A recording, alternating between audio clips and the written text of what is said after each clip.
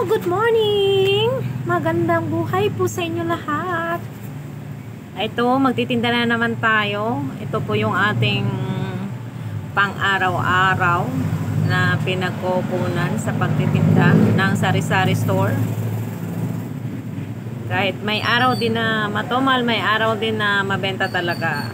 Lalo na pag weekends. Kaya laban lang po tayong mga kasari. Ayun. Ito na po yung aking araw-araw na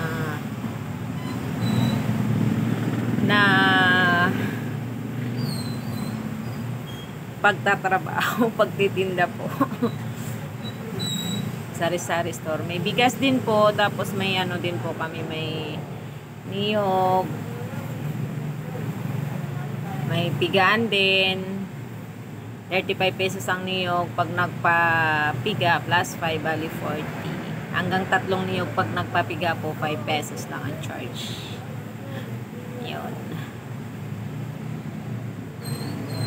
Ito po yung aking pinagkukuhanan ng ano sa pang-araw-araw dahil hindi kami nakabalik ng aking partner sa pag-abroad simula kasi nung nag-pandemic. Hindi kami nakabalik, nahirapan kami bumalik. Kasi hindi kami nakakaluwas ng Maynila kasi sobrang higpit, di ba po? Ayun, kaya napaisip kami na sabi namin, ano kaya kung subukan namin magsari-sari store. Tapos ayun, naisip nga namin magniyog, magbuko, ayun. Medyo okay naman po yung kita. Kaya ayun. Hanggang dito na lang po muna. God bless. Ingat po kayo lahat.